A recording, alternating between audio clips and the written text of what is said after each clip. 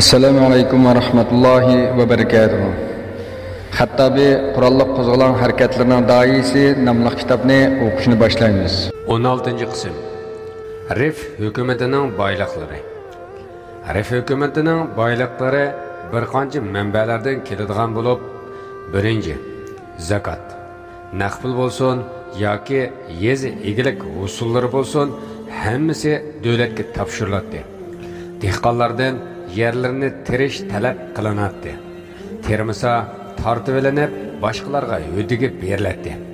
Yillik zakot kirimi 750 ming piso deb mo'ljallangan edi. Ya'ni piso deganimiz Ispan pisosi. 1999-yili 21-yanvarda yevroga almashtirilgan bo'lib, 1 yevro 166 pisoga teng keladi. Ikkinchi, haq talab beji. İki xil bo'lib, birinchisi toj deb ataladi. Bular ziroatlar, uy-mulk, chorvalar, mollar, savdo buyumlari qatorliqlarga qo'yiladigan bo'lib, hukumat belgilagan miqdorda cheklik bo'ladi. Ikkinchisi jarmonalar. Bu markaziy hokimiyatga qarshi chiqqanlarga qo'yiladi. Xuddi Bani Zoraval qabilasiga o'xshash bularga yilda 1,5 million piso jarmona qo'yilgan edi. Va Ahmas qabilasiga o'xshash bo'lib, bularga Xattabi 1 yilga 20 ming piso jarmona qo'ygan edi. Ikkala qabila Shivan rayonida edi. Balki buning asosiy sababi qo'zg'olonchilarga qarshi isyon qilgan qabilalarni boshqalarga ibrat bo'lgudek jazolash kerak edi. Buning tafsiloti Fatihunda keladi.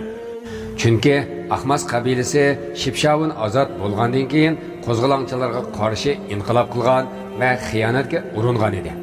Bani Zorval qabilasi bo'lsa, qo'zg'olon yillari davomida ko'p haddidan oshgan va ba'zi shaxslari Xattabini qaslashga uringan edi. Qabilalarning xayr-saxovatlari va qo'shinni qurollandirishi. Yuqorida so'zlagandek, xalq qo'shini xalqdan chiqqan edi. Har qabila o'zlari jang yoki ribotga avatadigan kishilarga taom tayyorlash, qurol-yarog', o'q-dori tayyorlash ishlarini o'z ustiga oladi. Hatto ba'zida o'z uloqlari shaxsiy mulkini setib bo'lsa-mu tayyorlab beradi. Mana bu xislat Rif qabilalari orasida muqaddas ijtimoiy majburiyat va hammaning oldingi qatoridagi ishga aylangan edi. Asrlarga berilgan Pisopiya Xattabi 1923-yili anval jang asrlarini almashtirish amalidan keyin 4 million pisoga erishdi. Shuningdek, tamojna beji davlatning sirtqi boyligining muhimlaridan hisoblanadi. Xattabi Fos va Jazoirdan import qilinadigan mollarga boj bekitgan edi. Haqiqatan zakot mollari, fidyalar, xilma-xil bojlar yig'ilib, Rif hukumati xazinasida zo'r mablag' to'plangan edi. Xattabining deyishicha, Rifning moliyasi nihoyat yaxshi idora qilingan edi. Xazinada tamojna ichida 200 million pisoga yaqin pul bor edi. Davlat boyliqlari ba'zi isyonchi qabilalarga qo'ygan boj va bizga asir bo'lib tushganlarga to'langan fidya qatorliqlar bo'lib, yilda xazinaga nurg'un pul kiratdi. Davlat boyliqlari garchi bosh markaziy xazinada saqlasimi, uning boshlig'i moliya ministri Abdusalam Xattabi bo'lib, u kirim, chiqim va moliya yordamchi Ahmad Bojarning yordamida davlat xarajatlarini nazorat qilishga mas'ul edi. Va moliya ministrligining binosi fransiyaliklarning qo'liga tushib ketishdan ilgirki Kimon shahri edi. Rahbarlik degan nima? Rahbarlik u to'plig'ichi, tuzgichi va ijro qilg'ichi deganlik bo'ladi. To'plig'ichi deganimiz bu rahbarlik kadrlarni, mujohidlarni, harakati ega bo'lgan tirishchanliklarni, qobiliyatlarni va tajribalarni bir nuqtaga yig'adigan bo'ladi. Tuzgichi deganimiz xizmat va harakat strategiyasini tuzadi. Kadrlarni va qo'lga keltirilgan natijalarni tartib soladi. To'g'ri bo'lgan o'ringa qo'yadi. Ijro qilg'ichi deganimiz harakat planlarini va fikrlarini ijro qilishga jur'at qila oladigan iqtidori bo'ladi deganlikdir. 7. mulozimat xizmati islohoti. Xattabi rayonida uzunga suzilgan jang sababli yamrıgan bilimsizlik va qabila qoloqligini faqat zamonaviy va yangi uslubdagi ta'lim tarbiyalarla yo'qotalaydiganligini obdan biladi. Shunlashqa bir qator maktablarni qurib, ma'arif tarmoqlarini tashkillashga ko'p tirishdi. Bu ish masjidlarga bog'langan an'anaviy madrasalarning o'rniga yangi zamonaviy darslar o'tiladigan zamonaviy madrasalarni qurish orqali ishga oshdi. Xattabi o'qishni oxirigacha tamomlash maqsadida bir turkum o'quvchilarni Misr va Turkiyaga avatmoqchi bo'lgan bo'lib, jang sharoiti tusalg'i bo'lgan edi. Shuningdek, yana muallimlarni jalb qilish maqsadida Algeriya gazetida chaqirish e'lon chiqarmoqchi bo'lgandi. Xattabi arab tiliga alohida ko'ngil bilgan bo'lib, Rik hukumatining ta'lim-tarbiya qonunining 23-moddasida bunday kelgan. Ustozlarga zurriyat bo'lmasa, arab tilidan boshqa tillarda dars o'tish ruxsat qilinmaydi. Buning sababi arab tilini takror anglatish orqali o'quvchilarning dillariga o'rnatish uchun edi. Va shuningdek arab asosiy til bo'lishi uchun maktab ichida barbar tilida so'zlashga ruxsat qilinmaydi. Mana bular orqali foyda ko'p va tez bo'ladi. Maqsad yaxshi hosil bo'ladi. Maktab va hukumatning tirishchanligi faqat dars ta'lim tarbiyaga cheklanmasdan, balki ta'lim tarbiya tuzilmasini zamonaviy holatga keltirishga ham qartilgan bo'lib, Ma'arif va ta'lim tarbiya ministrligi ta'sis qilinib, bu organ zamonaviy uslubda 3 dona cho'ng maktab qurib chiqdi. Bular: birinchi, Ajdar maktabi. Xattabining o'zi oldirtishi orqali buningga yangi zamonaviy darslik programmalari kirgizilgan bo'lib, matematika, har xil ilmlar va askariy qoida prinsiplar bor edi. Buni idora qilishga Bani Viryag'il ulamolardan biri tayinlangan bo'lib, u faqih Muhammad ibn Haji Hadiddur bo'lib Izg'or kantidan edi. Bu kishi Xattabining alohida ko'ngil bo'lishiga erishgan bo'lib, uni Xattabi fursat chiqsa pat-pat ziyorat qilib turadi. Shuningdek, maktab mudirga 100 peso atrofida maosh bekitgan bo'lib, shu vaqtda bu xili ko'p pul edi. Ikkinchi, Baqiya qabilasidagi Adoz Xonqosi madrasa. Mudiri faqih Muhammad Shival bo'lib, G'imara ulamolardan buningga ham 100 pesa maosh bekitildi. Uchinchi, Shipshavundagi diniy institut bo'lib, uning mudirligiga faqih Amarti tayinlandi. Bu ham 100 peso maosh bekitildi. Ammo sahiya tarmoqiga kelsak, zarur dorilar va lozimlik texnikalarni suzib erishdan cheklaydigan Yevropa embargosi sababli va tibbiy organlarning texnikaning tuvanligidan Xattabi ko'p tibbiy xizmat taqdim etilmagan edi. Buni ziyorat qilgan muxbirga ochiq so'zida mundaq dedi: 1920-yillardan keyin ba'zi bir dorilarga ehtiyojimiz tushishga boshladi. Sizlarning aeroplanlaringlar bizni ko'p jarohatlantiryapti. Aslishimcha, sizlarning atgan bir tal bombanglar 60 ga yaqin kishini jarohatlantirgan edi. Shunlashqa biz yordar va kasallarımızdan holidan obdan xabar elishimiz uchun chet el Qizil Kirst jamiyatidan yordam talab qilishga majbur bo'ldik. Lekin foydasi bo'lmadi. İnson parvarlik tashkilotlarining rifliqlarga yordam qilmasligi Mag'rib shimolidagi insoniy krizisni texmo og'irlashtiryapti.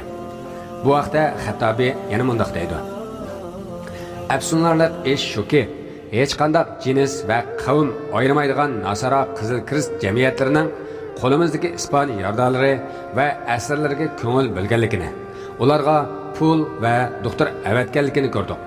Lekin bizga jamiyatlardan hech nima kelmaydi. Lekin tilga erishga arzuydi-ki, Xattabi Ajdirga ilg'or bir doktorxona serishni o'ylashgan bo'lib, lekin tibbiy xodimlarning yo'qligi va 1925-yili Ispan va fransuzlar elib borgan bostirish hujumlari buningga to'salg'i bo'lgan edi.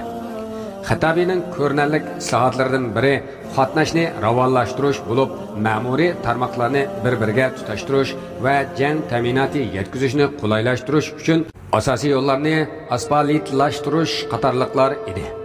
Haqiqat Rif hukumati Mozo Ajdarning nazoratchiligida mayli inqilob igdorchiligidagi 3 chaqliq mashina bo'lsin yoki askar va o'q dori to'shiydigan mashina bo'lsin, bularni tez va qulaylashtirish uchun ko'p xizmat ishladi va poytaxt Ajdarni butun mamlakat bilan tutashtirish uchun asfalt yo'llar yasaldi va uzunligi 65 kilometrlik Ajdar va Tarjist yo'li va 10 kilometrlik Ajdardan Bani Bufira yo'li ve qo'shimcha qilib Ajdardan Toyritgacha va Toyritdan Igiz Nayog'icha hammasi asfaltlashtirildi va shuningdek Rif hukumati davlatning sharqini, g'arbiga va janubiga tutashtiradigan Tarjist, Babubar, Shipshavon orqali Miliyani Tetovonga tutashtiradigan yo'l yasashni planlagan edi.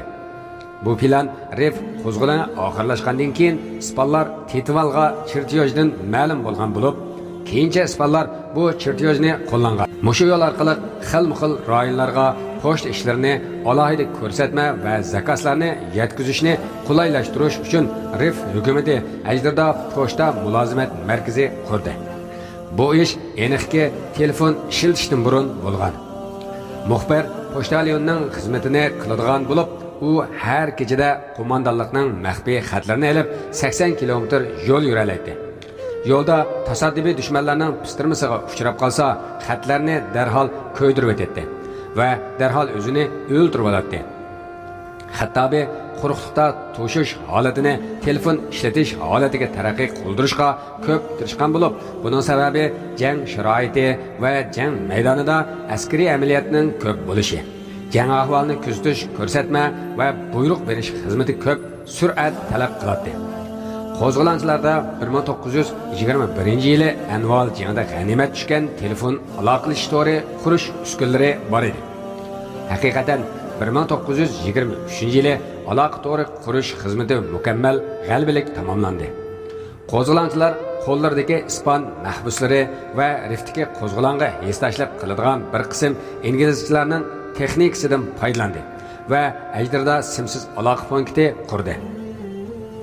Rifliqlarning bu telefon aloqa to'rini qurishga izchil davomlashish, ularni dal daraxtlarni sitolba akilib bo'lguncha zarur tadbir sifatida ishlatishga qistab qo'ydi. Borliq harbiy markazlar va xalq sudlari bir-biriga va poytaxt Aqdarga bog'landi. Askariy rahbarlik doim har xil yo'linishdagi harbiy otryadlar bilan aloqalashib turadigan bo'ldi va keng sohada birlash mashg'ulot elib berishga ruxsat qildi. Balkim 1923 yili iyunda Amerika Chicago gazetining muxbiri Tribune yozgan narsa tamoman to'g'ri bo'lishi mumkin. U bo'lsa-mu, hattobi janglar kuchayganda kuniga 18 soat ofitserlari markazdagi askarlarga telefon orqali buyruq beradi va jang ahvolidan xabardor bo'lib turadi. Haqiqat Xattobiyning Rif jamiyatiga elib borgan va islom shariatini tatbiqlash bilan boyliqini joyida taqsimlashni birlashtirgan yiltizliq islohotlardan uning masjidini tutirgan. Ko'p ilmli bu kishida mayli kapitalizm yoki sotsializm bo'lsin, zamonimizdagi eng yangi tuzumlarni obdan biladigan mahir qo'mondonning obrazi namoyon bo'ladi.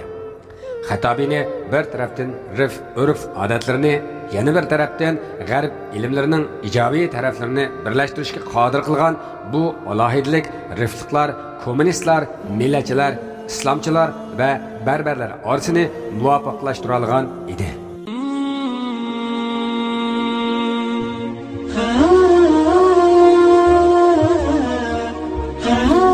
Hurmatli anglovchilar, Xattabi qurolli qo'zg'olon harakatlarining doisi nomli kitobning anglatishi bu yerda tugadi.